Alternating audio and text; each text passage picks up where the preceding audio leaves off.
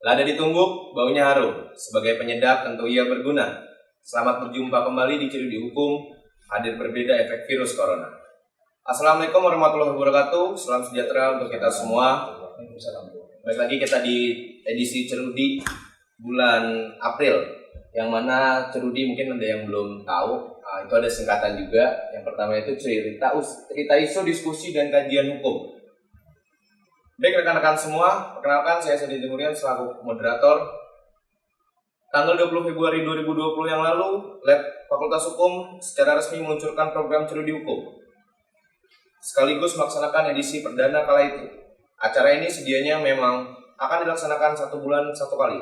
Hanya saja, karena persoalan global yang dihadapi banyak negara saat ini termasuk Indonesia, yakni penyebaran virus corona, Cerudi edisi Maret 2020 yang lalu terpaksa ditunda. Pada bulan April 2020 ini, Lab Fakultas Hukum bekerjasama dengan BEM Fakultas Hukum kembali menghadirkan Cerudi tampil dalam format yang berbeda, yakni melalui channel YouTube Fakultas Hukum Universitas Bangka Belitung. Baik rekan-rekan semua, beberapa waktu yang lalu di tengah situasi pandemi COVID-19, pemerintah melalui Kementerian Hukum dan HAM Republik Indonesia mengeluarkan kurang lebih 36.000 narapidana di sejumlah lapas yang ada di Indonesia. Hal ini dilakukan untuk mengantisipasi penyebaran virus corona dalam penjara. Hanya saja, langkah ini selalu mendapat respon yang beragam dari publik. Ada yang pro dan juga ada yang kontra akan hal ini. Di sisi lain, masyarakat ada juga yang cemas akan pembebasan napi tersebut, sebab dikhawatirkan para napi akan kembali melakukan tindak pidana. Di beberapa daerah, berdasarkan sejumlah pemberitaan yang ada di awak media, ada napi yang dibebaskan melalui program pembebasan ini, lantas melakukan aksi kejahatan lagi. Itu artinya selain permasalahan tataran normatif, ada pula permasalahan yang dihadapi secara sosiologis. Baik, kali ini Cerudi Hukum sudah kedatangan 3 narasumber. Yang pertama ada Bapak Dr. Dwi Aryadi SMH selaku dosen hukum pidana yang juga Dekan Fakultas Hukum Universitas Bangka Belitung. Terima kasih Pak waktunya. Terus yang kedua ada Bapak Tony SMH selaku dosen hukum pidana yang juga sekretaris jurusan hukum di Fakultas Hukum Universitas Bangka Belitung. Terima kasih Pak, selamat datang. Terus yang ketiga ada Bapak Michael Jeffrey Sinabutar MA, dosen sosiologi fisik Universitas Bangka Belitung. Terima kasih Pak telah menyempatkan waktunya. Baik, mungkin kita langsung saja kepada narasumber. Yang pertama kepada Bapak Dwi dan juga Bapak Tony. Kita ingin sedikit mengupas Pak tentang perspektif hukum, bagaimana kira-kira Bapak menanggapi kebijakan ini Pak? Apakah sudah tepat? Dan juga ini selalu menjadi pertanyaan besar bagi para masyarakat luas. Apakah ada persyaratan khusus bagi para napi sehingga ia bisa dikatakan bebas dalam kondisi seperti ini? Baik, terima kasih Bapak yang ada di ruang ini dan untuk para mahasiswa, fakultas hukum dan semua masyarakat publik yang menyaksikan ini.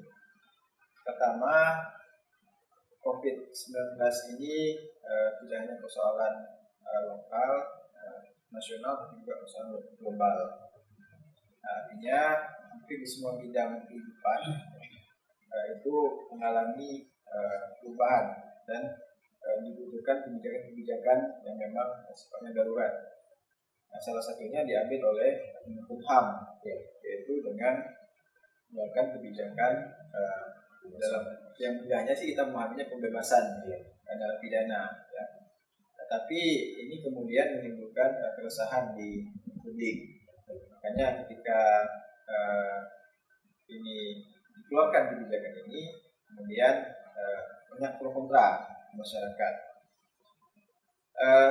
Hal ini wajar saja, ya ada pro kontra karena masyarakat tentu khawatir, karena gambarannya ada 30.000 narapidana yang kemudian belum waktunya dibebaskan, gitu ya. Itu pemikiran dari publik, yang itu tidak salah, tidak keliru juga.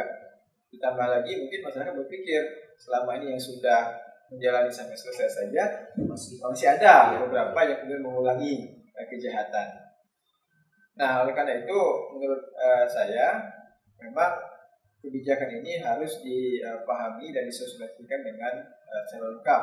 Misalnya ada beberapa hal yang perlu dipahami oleh publik. Yang pertama, pembebasan ini sebenarnya tentu dengan alasan yang logis juga ya, rasional. Ya, itu juga dilakukan oleh negara-negara lain, yaitu alasan COVID, di mana kita tahu lapas kita over kapasitas tidak di seluruh Indonesia, dan satu sel itu bisa sampai belasan bahkan puluhan orang. Artinya kebijakan untuk physical distancing itu sangat tidak memungkinkan. Jadi ini alasan kesehatan, keselamatan semua narapidana yang memang perlu ada yang kemudian dibebaskan. Yang kedua, kebebasan itu tidak kemudian semuanya dibebaskan. Jadi bukan berarti sekarang lapas itu kosong. Tidak juga. Jadi jangan keliru memahami bahwa kemudian lapas sekarang kosong gitu kan. Nah, jadi yang dibebaskan juga itu kan ada dua program sebenarnya. Yang pertama itu program asimilasi, yang satunya program integrasi. Dan itu pun ada syaratnya. Kalau kita baca lengkap dalam putusan itu, misalnya yang 2/3 sudah menjalani sampai dengan Desember nanti. Kemudian tidak pernah ada sanksi disiplin. Kemudian berkelakuan baik. Kan di dalam lapas juga ada sistem pengawasan, sistem evaluasi juga. Lalu ini tidak berlaku untuk yang termasuk PP 99/2012 misalnya mengenai kontrol, ya. Termasuk untuk WNA juga ini tidak berlaku. Jadi sebenarnya kalau dikalkulasi hanya 11% ternyata dari total narapidana yang saat ini ada di lapas. Ya. Jadi hanya 11%. Artinya masih ada ribuan yang sekarang masih pada posisi di lapas, stay at lapas berarti. Nah itu. Kemudian berikutnya yang perlu kita pahami bersama bahwa pembebasan ini memang kemudian menimbulkan pro kontra. Kenapa? Karena setelah dikeluarkan ternyata ada beberapa memang yang sudah melakukan kejahatan kembali. Tapi itu pun kita harus melihat apa faktornya. Memang yang paling utama adalah faktor ekonomi. Dan ini juga menjadi catatan sebenarnya dan evaluasi bagi kita, ya terutama Kumham ya.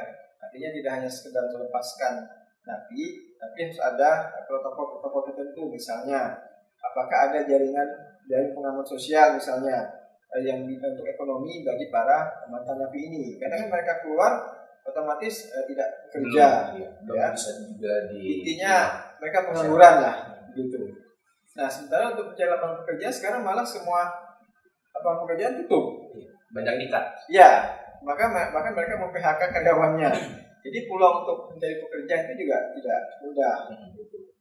Nah, ditambah lagi stigma masyarakat kita selama ini itu selalu negatif dengan narapidana. Jadi stigma sosial ini yang juga menjadi penghambat menurut saya kemudian program ini. Karena tidak hanya masyarakat ya, bahkan kadang-kadang keluarganya sendiri menolak mereka hadir kembali. Padahal tujuan utama asimilasi dan integrasi itu kan untuk bisa move on kembali ke masyarakat. Tapi yang terjadi justru sebaliknya. Nah, jadi menurut saya ada dua catatan penting. Yang pertama adalah harus ada program jaring pengaman sosial khusus untuk napi ini. Jadi mereka bebas, tidak hanya sekedar dibebaskan saja, tapi ada jaring pengaman sosial di bidang ekonomi. Yang kedua adalah dari aspek sosiologi, di mana masyarakat dan keluarganya juga melakukan juga menerima mereka ini kembali untuk berintegrasi, bergabung kepada masyarakat. Dan yang terakhir menurut saya juga penting adalah pengawasan. Sebenarnya kan mereka ini bebas bukan tanpa pengawasan, tapi juga pengawasan oleh rutan, oleh lapas masing-masing. Tapi kendalanya adalah yang dilakukan selama ini hanya sistemnya online. Misalnya mereka didaftar nomor WA-nya, di absen setiap hari, ada wajib lapor. Tapi itu terbatas sekali. Tapi gimana lagi, karena kita juga sekarang sedang COVID. Jadi itu mungkin dari tanggapan saya. Terima kasih. Mungkin persyaratan khusus bagi napi itu sendiri Pak, selain sudah menjalani 2/3 hukuman, ada lagi nggak Pak kira-kira Pak selain dari itu aspek itu? Ya, yang kami pahami sebenarnya kan asimilasi dan integrasi itu syaratnya 2/3 tadi, tapi ini memang sebenarnya itu hak mereka. Tapi kan dalam COVID kita percepat sebenarnya. Yang tadinya sampai dengan Desember kan, percepat. Lalu tidak pernah melakukan kesalahan disiplin, kemudian berkelakuan baik, ya itu yang sudah berjalan di lapas, dan itu dinilai Artinya mereka ini memang tujuan pembinaan kita itu kan tidak menghukum ya, tapi membina. Jadi tidak selamanya juga orang akan dihukum ke dalam penjara, tapi ada waktunya mereka harus kemudian berproses untuk bersosialisasi di masyarakat. Oke, baik. Mungkin langsung ke narasumber kedua, Pak Tony. Mungkin untuk pandangan Bapak sebagai dosen hukum pidana terkait kebijakan yang dikeluarkan, ya, dan juga sama dengan konteksnya yang tadi, menurut Bapak perspektif hukumnya itu seperti apa, Pak, tentang menangani kebijakan ini, dan apakah ini sudah benar-benar langkah yang tepat yang diambil pemerintah untuk dapat memutus tali rantai COVID itu sendiri? Terima kasih. Assalamualaikum warahmatullahi wabarakatuh. Bicara tentang pembebasan napi lah dalam bahasa hukum ini kan asimilasi atau integrasi gitu. Itu hak, sebenarnya itu hak dari napi itu sendiri. Kalau bicara tentang apakah langkah pemerintah itu dianggap tepat atau tidak, dalam kajian teori hukum jelas, kalau dalam kajian teori hukum, teori kewenangan mengatakan sepanjang yang berkewenangan memberikan kebijakan itu kewenangannya menurut peraturan perundang-undangan sudah menjadi kewenangannya, artinya tidak batal demi hukum. Dalam artian di sini kan Kementerian Hukum dan HAM yang menjalankan itu, artinya tidak batal demi hukum. Nah, untuk melihat tepat atau tidak tepatnya, kita coba lihat. Ini kan pertanyaannya pasti mengarah pada efektivitas hukumnya, ya, efektivitas hukumnya. Bicara tentang efektivitas hukum, kalau bicara tentang efektivitas hukum, kita harus mengukur dulu kekurangannya apa, kelebihannya apa, dan dari kekurangan dan kelebihan tersebut cenderung yang lebih banyak ditimbulkan yang mana, apakah kekurangannya atau kelebihannya. Kalau banyak kekurangannya, ya pasti kita bicara itu tidak tepat. Walaupun ini untuk peristiwa ini sebenarnya perlu dikaji atau diteliti lebih jauh gitu. Kita tidak bisa mengatakan bahwa itu gagal dengan adanya 1-2 orang dari 300.000 napi yang mendapat asimilasi, kemudian ada yang mengulang 1-2 orang yang mengulang, walaupun berdasarkan referensi yang saya telusuri, Tribun Madura maka kemarin 12 orang napi setelah dibebaskan melakukan kejahatan kembali. Terus juga yang terjadi di Medan juga, di Medan berdasarkan cerita dari Medan juga ada yang mengulangi. Nah, artinya perlu kita uji kekurangannya, lebih banyak kekurangannya kah atau kelebihannya. Kalau kelebihannya ternyata bisa memberantas dalam hal ini adalah menghentikan sebaran dari virus COVID-19 ternyata berhasil, berarti kita anggap bahwa itu tepat. Nah, tinggal dilihat nanti apakah kalau banyak kekurangan dan banyak kelebihannya yang mana untuk mengatakan tepat atau tidak tepatnya, tinggal kita telusuri faktor-faktor apa yang mengaruhi. Nah, bicara tentang penanganan kasus-kasus ini, dalam hal upaya untuk pemberantasan atau pencegahan, nah saya rasa langkah cukup tepat dilakukan. Karena apa? Karena dengan yang jadi permasalahan kan dalam semua mengatakan bahwa tidak boleh berkumpul. Iya, itu kata kunci, tidak boleh berkumpul. Sementara over kapasitas yang terjadi di lembaga pemasyarakatan kita selama ini itu sudah jadi permasalahan. Hanya saja yang perlu diperhatikan adalah apakah upaya implementasi dari aturan itu dan upaya implementasi dari pembebasan napi itu apakah sudah cukup jelas atau cukup lengkap dilaksanakan atau tidak. Misalnya seperti yang disampaikan oleh Pak Dwi tadi tentang pengawasannya, apakah selama ini apakah ketika sudah dibebaskan ada pengawasan atau tidak ada pengawasan. Nah, karena kalau pengawasan secara virtual itu ya tadilah hanya berdasarkan dipantau nomor WA saja, lapor nomor WA saja, kan itu sangat tidak mungkin kan untuk melihat apakah dia sudah berkelakuan baik atau tidak berkelakuan baik. Nah, sementara kita pahami bahwa asimilasi di sini kan adalah sebenarnya pembinaan. Tapi proses pembinaannya napi dan napi anak itu berbaur dengan masyarakat. Nah, artinya apa? Artinya dari proses pembinaan yang diberikan oleh negara kepada napi, mestinya negara melakukan pemantauan. Artinya 1 minggu pertama, 2 minggu pertama, Ini kan yang jadi permasalahan ternyata media dan masyarakat lebih dahulu mengetahui terjadinya banyaknya napi-napi yang melakukan pengulangan pidana. Ya pastinya nanti akibat hukumnya kan berakibat masuk kategori residivis. Jelas adanya dasar pemberat bagi napi yang bersangkutan. Saya rasa itu. Oke, terus mungkin sedikit untuk dari Pak Dwi dan juga Pak Tommy menanggapi akan hal ini. Sebelumnya saya sudah baca beberapa referensi. Tentunya pihak Kemenkumham, terutama Bapak Yusana Lawli, dia berbicara seperti kutipannya seperti ini yang saya ambil. Apabila napi tersebut melakukan tindak pidana lagi, maka napi itu ini langkah baru lagi dari pihak Kemenkumham untuk menekan angka kejahatan yang dalam tanda kutipnya sekarang lagi masalah wabah COVID. Mungkin penjelasan dari Bapak, mungkin dari Pak Dwi.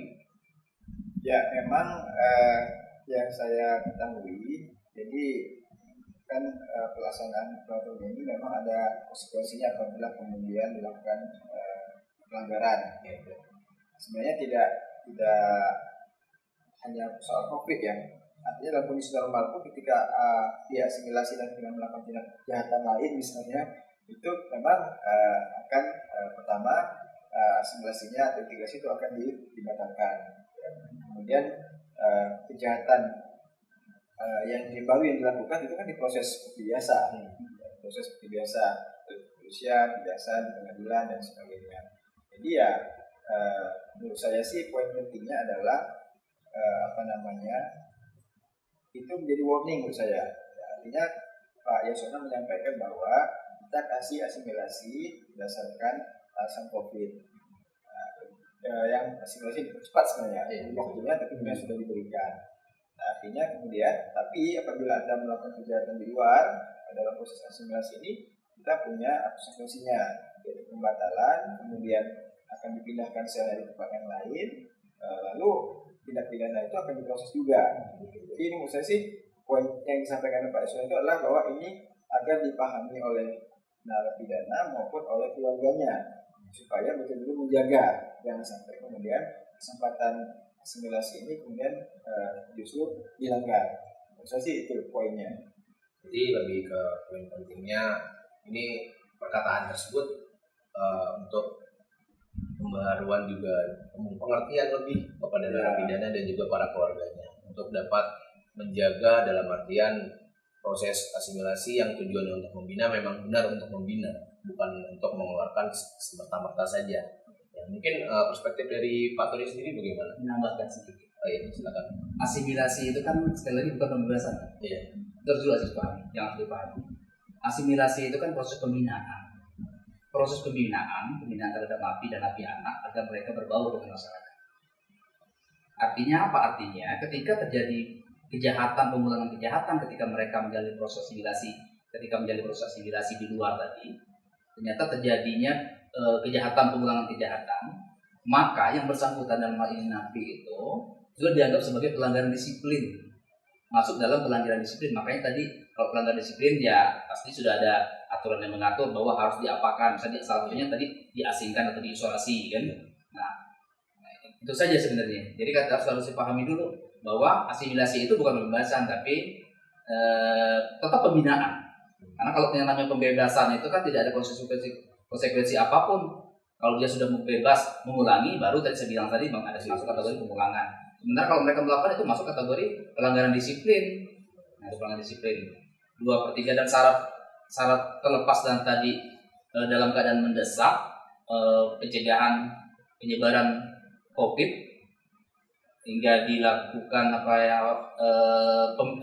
dilakukan asimilasi, diberikan asimilasi ataupun integrasi kepada napi. Sebenarnya kan aturan sudah jelas mengatakan syarat-syaratnya itu jelas ya. Untuk tindak pidana konvensional itu kan sudah menjalani setengah. Kecuali kalau yang tindak pidana khusus, misalnya korupsi, terorisme, psikotropika, itu sudah menjalani 2/3 dan tadi sudah disebutkan misalnya berkelakuan baik, tidak melanggar disiplin. Nah itu salah satu syaratnya. salah satu syaratnya. Baik, terkait, nah ini menjadi sesuatu pembicaraan yang hangat lah terkait masalah napi, tipikor, tindak pidana korupsi, dan juga para napi yang melakukan tindak kejahatan khusus kayak seperti terorisme. Di masyarakat berasumsi apabila mereka tetap dapat dikeluarkan. Nah, bagaimana mungkin perspektif dari Pak Tony dan juga Pak Dwi, karena di pemberitaan media, awak media, pihak pemerintahan pusat itu juga berbicara bahwa kami tidak merevisi undang-undang ini, peraturan ini, dan juga kami tidak membebaskan. Apakah kalau misalnya memang diasimilasi untuk para tindak pidana khusus dan juga tipikor tersebut akan menimbulkan efek jerah atau bagaimana? Mungkin dari Pak Dwi. Ya, memang begini. Jadi kan adanya PP itu memang semacam untuk extraordinary ya, extraordinary crime. Jadi kan korupsi ya, terorisme, narkoba, memang ada perlakuan yang khusus ya, atau treatment yang khusus, sehingga untuk kebijakan Kemenkom ini kemudian tidak termasuk yang mereka, gitu kan. Tentu ada pertimbangan, tidak hanya pertimbangan COVID ya, tapi dulu ketika PP ini dibuatkan juga sudah pro kontra juga ya, seolah-olah ada diskriminasi.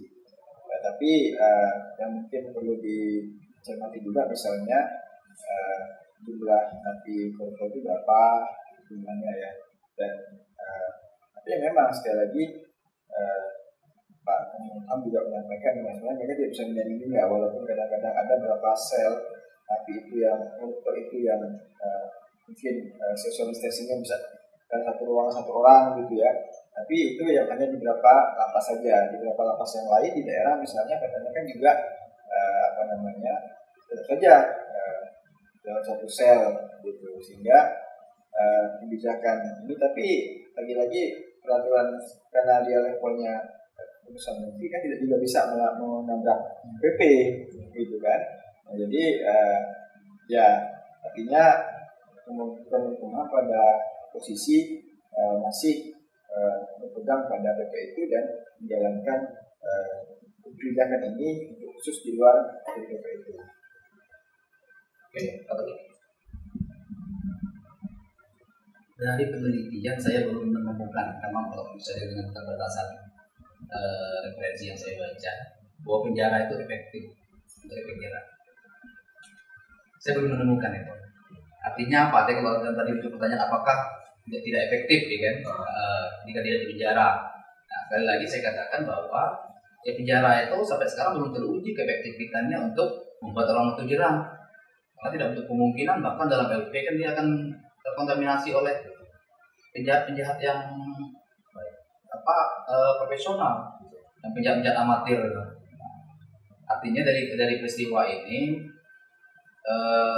sepanjang tidak ada peraturan yang terlanggar, karena bicara tentang napi koruptor, syaratnya kan ada syarat khusus untuk napi koruptor. Syarat khususnya apa? Berusia di atas 60 tahun, terus kemudian apalagi ada sudah menyerahkan uang yang menjadi denda ya, putusan denda terhadap yang bersangkutan, sudah pelunasan denda, dan juga sudah menjalani 2/3. Sudah menjadi 2/3-nya. Syarat-syarat itu sepanjang tidak melanggar syarat-syarat yang ada, saya rasa ya cukup tepat langkah yang diambil. Terlepas nanti kalau misalnya masih debatable lah bicara tentang jerah atau tidak jerahnya. Karena sampai sekarang sekali lagi saya katakan ya namanya pidana penjara itu nggak ada peneliti yang mengatakan bahwa penjara itu efektif untuk mencegah upaya pemberantasan tindak pidana korupsi. Maksudnya kalau yang jadi pertanyaan adalah napi tipikor. Oke, baik. Mungkin kita pindah ke Jeffrey sekaligus akademisi sosiologi. Baik, mungkin pandangan Bapak tentang asimilasi di situasi COVID-19 ini seperti apa, Pak? Bagaimana Bapak melihatnya? Terus juga dikaitkan dengan soal kesiapan masyarakat. Karena kalau kita ikut pemberitaan, masyarakat dikatakan cemas. Mungkin bisa dibilang cemasnya bukan hanya cemas karena tingkat rendah, mungkin bisa tingkat tinggi karena juga pembarengan dengan adanya COVID ini. Terus ada juga beberapa kejadian para napi, seperti yang tadi sudah dijelaskan Pak Tony, ada 12 napi yang melakukan tindak kejahatan kembali di Madura. Terus juga dengan pembebasan seperti ini, baik bagi napi sendiri, terutama masyarakat, dari mereka sebaiknya bagaimana harus bersikap? Terima kasih Mas. Pertama tentu kita bicara soal kepentingan dulu. Jadi perdebatan hari ini adalah soal kepentingan pemerintah, kemudian kepentingan masyarakat sipil. Jadi ini pembacaan atas formasi wacana kepentingan. Pemerintah melegitimasi wacana politik dalam hal ini terkait pembebasan napi berdasarkan wacana medis. Wacana medisnya apa adalah ketika pandemi COVID-19 itu melanda hampir 187 negara dan masing-masing negara itu mengeluarkan kebijakan menyesuaikan konteks sosial budayanya pastinya. Nah, kepentingan pemerintah adalah atas nama medis untuk memutus mata rantai penularan COVID-19 itu yang pertama. Tetapi perlu dilihat juga mengenai wacana pembebasan napi ini itu kalau saya tidak salah sudah berlangsung sejak tahun 2015 ya, berdasarkan CW itu sampai 19 itu sudah hampir 4 kali. Artinya apa? Ini hanya sebagai arena memanfaatkan momentum. Dan walaupun itu secara prinsipil sah-sah saja, boleh-boleh saja. Terus kepentingan kedua adalah kegelisahan, kegundahan masyarakat. Dalam hal ini tentu disuarakan lewat masyarakat sipil secara kelembagaan atau terinstitusionalkan. Kepentingan tadi pun sebenarnya di tataran pemerintah juga tidak satu suara dan di masyarakat juga mengalami hal yang sama. Artinya apa? Kegamangan pemerintah itu beresonansi sampai ke tataran masyarakat sebagai publik yang diakomodir oleh negara dengan kebijakan publik. Itu yang pertama. Nah, yang kedua adalah ini juga kita lihat dalam sisi antagonisme dan hegemoni. Negara dalam hal ini pemerintah atas nama dasar hukum yang tadi sudah disampaikan oleh Pak Dewi dan Pak Tony itu menjadi suatu institusi yang boleh tanda kutip memaksakan itu harus dilakukan. Tapi ada hal yang terlupakan bahwa dalam entitas masyarakat itu kan ada subjek. Jadi setiap individu walaupun dia subjek tetapi tidak boleh diperlakukan sebagai objek yang bisa dieksploitasi oleh beragam kebijakan dari pemerintah itu. Ketiga, saya pikir begini, kita jangan lupa bahwa napi atau orang yang melakukan tindak kejahatan yang kemudian dipenjara dan itu tentu melalui proses pengadilan pastinya. Yang kita bayangkan selama ini atau kita pahami adalah penjara itu kan sebagai situs keadilan untuk mendapatkan keadilan. Tapi ada pertanyaan kemudian, jadi kita tidak heran hari ini muncul perdebatan kenapa napi koruptor harus juga dibebaskan. Artinya akses kekuasaan kan mereka cukup punya dibandingkan masyarakat yang awam itu. Nah, kembali tadi napi sebagai individu, sebagai bagian dari masyarakat yang tentu terikat apa yang disebut dengan norma struktur sosial dan ada fakta sosial. Maksudnya adalah setiap orang itu bertindak atas aturan di luar dirinya yang justru kadang-kala itu bersifat memaksa, tidak bisa ditolak. Nah, ketika misalnya katakanlah seorang napi itu melakukan tindak kejahatan, diproses secara hukum, kemudian dipenjara. Nah, yang terjadi di penjara kemudian adalah justru sosialisasi masyarakat. Saya menyambung apa yang disampaikan Pak Tony tadi. Saya setuju bahwasanya tidak ada sampai hari ini penelitian yang mengatakan penjara sebagai ruang efektif untuk membuat orang jerah. Walaupun penjara itu awalnya dibentuk sebagai upaya untuk pendisiplinan, membuat orang menjadi turut ikut aturan, tapi nyatanya itu tidak terjadi. Karena apa? Kalau selama ini sosialisasinya di masyarakat yang real dengan segala kebebasannya, di penjara itu diikat oleh aturan segala macam. Jadi seorang napi pun di dalam penjara itu terpenjara oleh waktu dan aturan sendiri. Nah, ketika dia bebas, ekspresi atau luapan secara psikologis dan individu itu ya harus mau tidak mau harus disalurkan. Jadi kita tidak heran kalau sampai hari ini napi yang dilepaskan atau dibebaskan itu justru melakukan tindak kejahatan berulang kembali.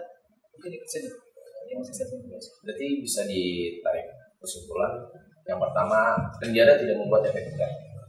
Itu sudah kita setuju untuk hari ini.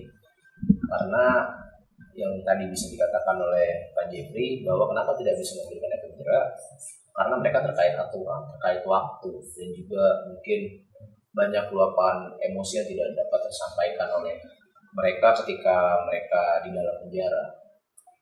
Mungkin kalau dari Anda nggak sih Pak, dari selain dari penjara, bicara lagi dari masalah efektivitas penegakan hukum.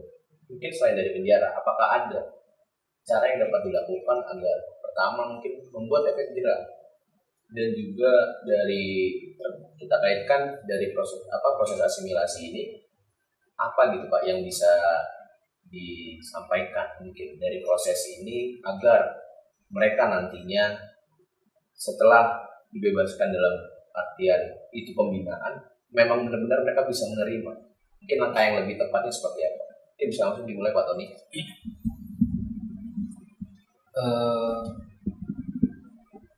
Ada cara lain atau tidak ya, katanya. Yang jadi permasalahan begini, kalau bicara tentang keberlakuan implementasi dari aturan yang diterapkan yang coba dijalankan oleh Menkumham, sebenarnya kalau saya katakan sudah cukup tepat, momentumnya juga sudah cukup tepat pada saat pandemi COVID-19. Cuman yang jadi permasalahan adalah pada tahap pengawasannya, itu jadi permasalahan pada tahap pengawasan. Artinya sebenarnya ketika sudah diberikan asimilasi, pemerintah dalam hal ini harus bertanggung jawab untuk mencoba memantau, mengawasi dari asimilasi dan integrasi yang telah diberikan. Itu saja sebenarnya sangat permasalahan. Dan kalau tadi pertanyaan apakah efek jerah atau tidak efek jerah, sebenarnya kalau dalam Kemenkumham sendiri sudah diatur nomor 3 tahun 2018 itu tentang asimilasi, tapi hanya berlaku pada pelaku tindak pidana terorisme saja, contohnya pidana kerja sosial.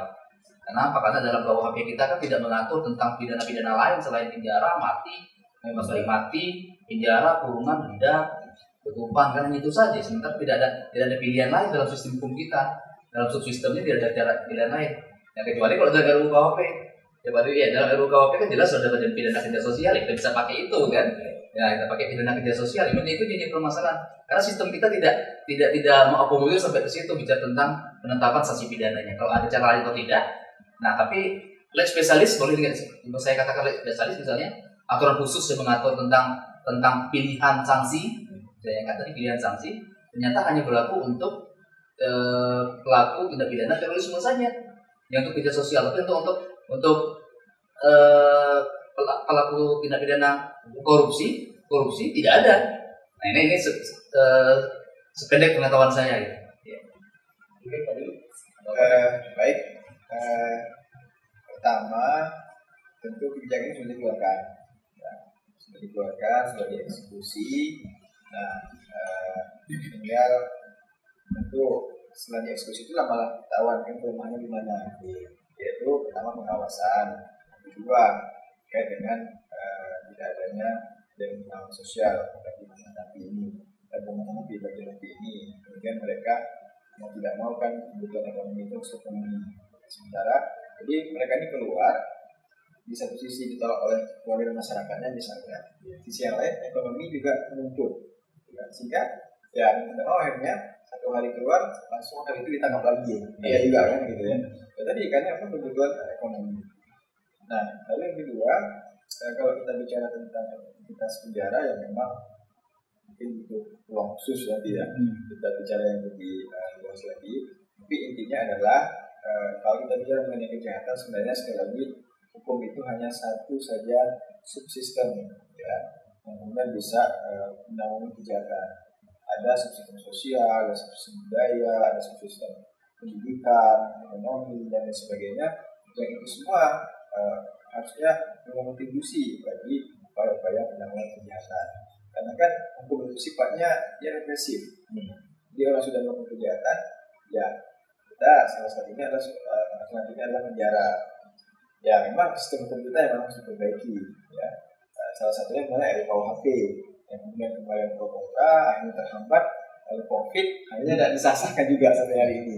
Jadi sebenarnya salah satu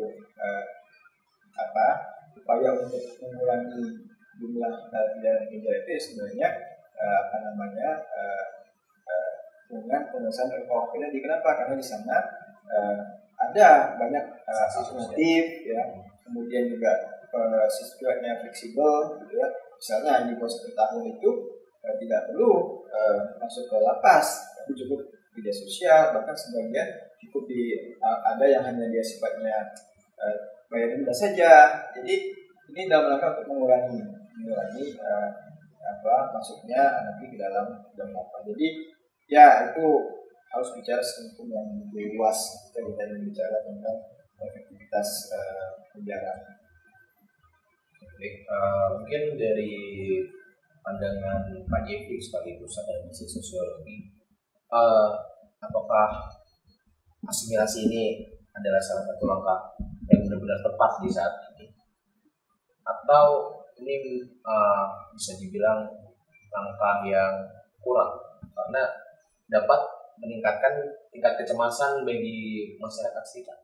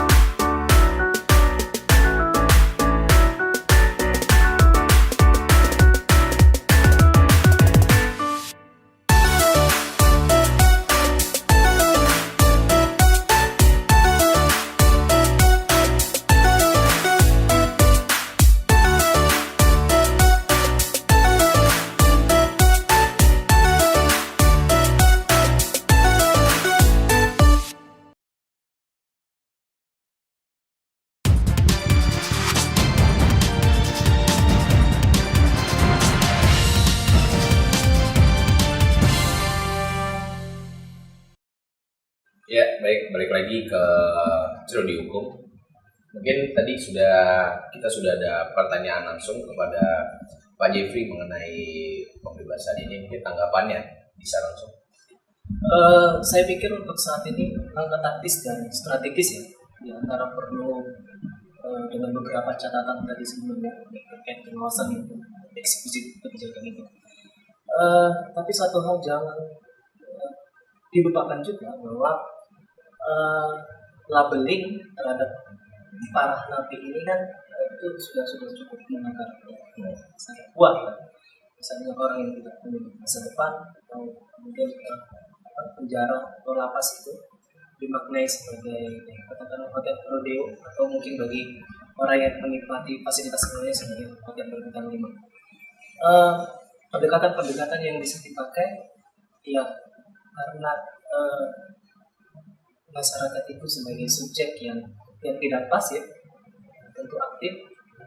Justru pada satu sisi pendekatan formal legalistik itu juga harus dibarengi dengan pendekatan substansi. Juga yang dikatakan Pak Dwi misalnya harus ada jaring pengaman sosial. Ya apa? Pendampingan dari pemerintah itu sebenarnya cukup penting. Artinya ini kemudian tidak ujuk-ujuk membebaskan atau memberikan program masing-masing kepada napi sebagai arena untuk melimpahkan permasalahan seperti itu.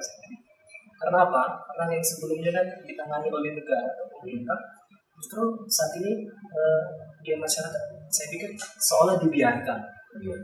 Ya, baik soal kehidupan sosial dan ekonominya. Ini hal-hal yang terjadi beberapa hari ini ya, itu suatu hal yang wajar bagi kita.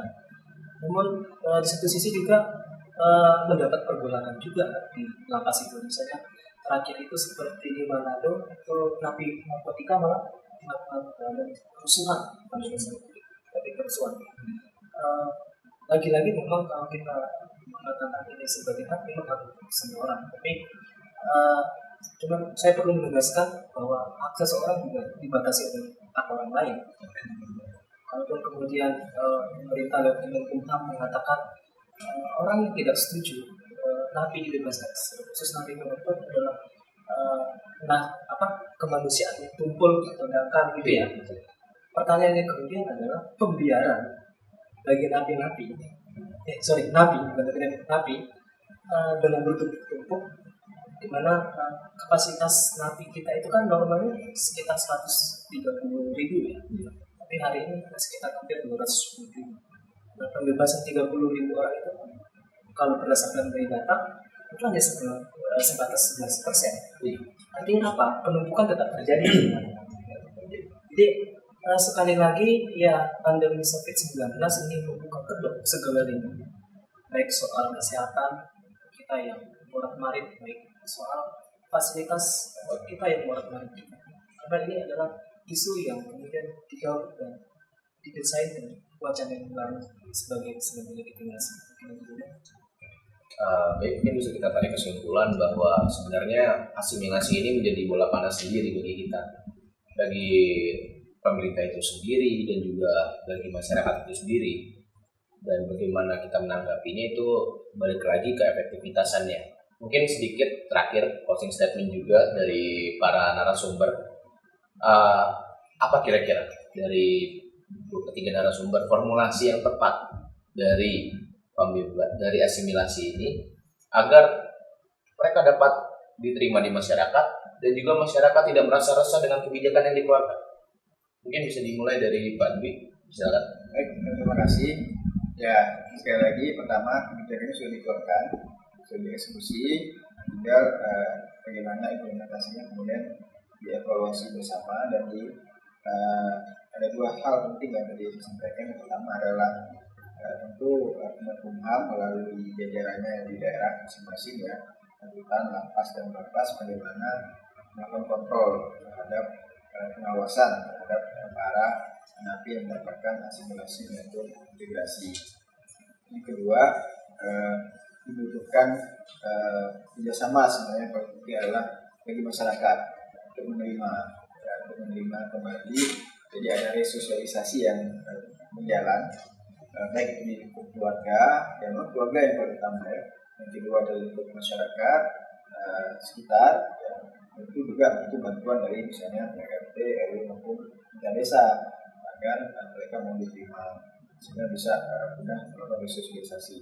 Dan yang terakhir, ya tadi memang kebijakan ini kan tidak bisa jalan sendiri ya, harus juga disertai dengan tadi yang saya sampaikan bahwa apa sih solusi ekonomi ya, ketika 35.000 napi ini bebas, ya mungkin beragam ya, ada yang mungkin punya usaha misalnya, tapi ada juga yang memang keluar betul-betul keluar tanpa ada modal, kemudian ya beban ekonomi yang harus ditanggung begitu tinggi.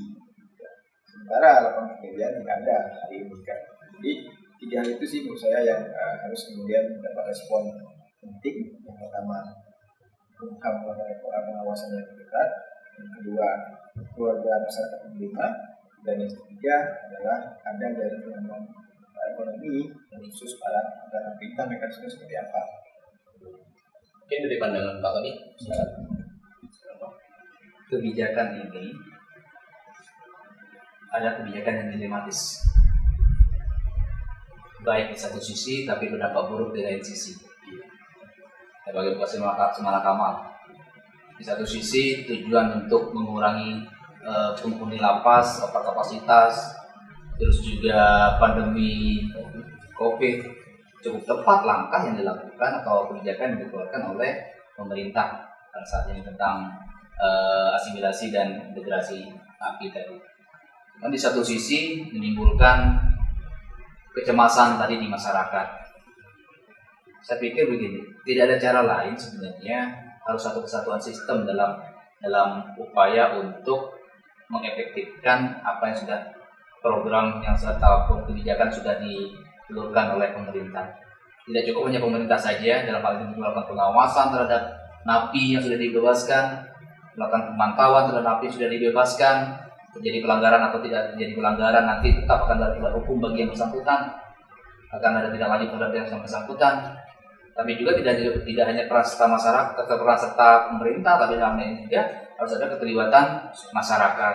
Masyarakat harus mencoba juga untuk mengawasi. Masyarakat juga harus mencoba untuk ya paling tidak ya bagaimana memperhatikan napi dengan keterbatasan ekonomi tadi. Artinya paling tidak ya tidak cukup mengucilkan, jangan sampai hanya mengucilkan saja, menganggap bahwa napi itu jahat dan sebagainya. Toh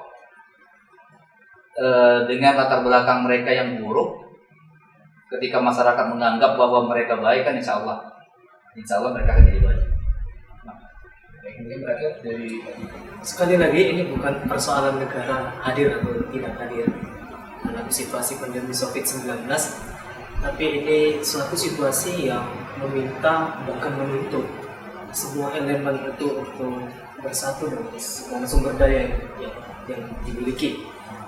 Jadi jangan sampai kemudian napi yang kemudian menjadi bagian dari masyarakat itu sendiri justru menjadi terasing dari dunia kehidupannya sendiri. Nah, perhatian pemerintah misalnya dengan mereformulasi setiap aturan yang ada, mana itu yang memang aturan yang cukup mendesak untuk diterapkan. Nah, memang lagi-lagi persoalan ekonomi sampai hari ini masih berkembang juga terkait soal misalnya biaya, kemudian eksekusi di lapangan seperti apa. Untuk itu memang secara khusus sebagai masyarakat tidak boleh abai juga terkait dengan misalnya pemberian bantuan itu. Artinya perlu juga ada kontrol terkait dengan penyaluran bantuan itu, karena tentu kekhawatiran terkait misalnya penyelewengan atau penyimpangan yang justru terkadang membuat suatu hal yang di luar kesadaran karena atas nama bantuan sosial tadi. Oke, baik, pada hari ini kita sudah setuju bahwa langkah yang diambil oleh pemerintah tentang asimilasi ini adalah langkah yang tepat untuk memutus tali rantai penyebaran COVID-19. Tapi balik lagi, ini tetap menjadi buah si malakama bagi kita semua dan juga dipenuhkan harapan untuk turut sertanya dari masyarakat untuk dapat pertama menerima, dan yang paling utama itu adalah menerima para narapidana yang sudah diasimilasikan untuk dapat hidup bermasyarakat kembali, dan juga tentunya tidak luput dari peran pemerintah agar tidak adanya kejahatan yang terjadi lagi, itu dengan adanya penanggulangan secara ekonomi tentunya, dan juga mungkin dijadikan ini sebagai pelajaran bagi kita semua. Terima kasih kepada tiga narasumber kita. Yang pertama itu Bapak Dr. Dwi Haryadi SHMH, dan juga yang kedua Bapak Tony SHMH, dan yang terakhir itu adalah Bapak Michael Jeffrey MA sekaligus dosen sosiologi. Diharapkan apa yang sudah kita bicarakan dapat menjadi ilmu yang bermanfaat tentunya. Akhir kata saya ada pantun, menggendong adik di jalan kerikil, duduklah di tepi pantai kemudian bercerita. Demikian Cerudi edisi April, semoga corona segera sirna dari kehidupan kita. Kita jumpa lagi di Cerudi Hukum edisi bulan Mei. Wabillahi taufiq wal hidayah. Wassalamualaikum warahmatullahi wabarakatuh. Selamat siang.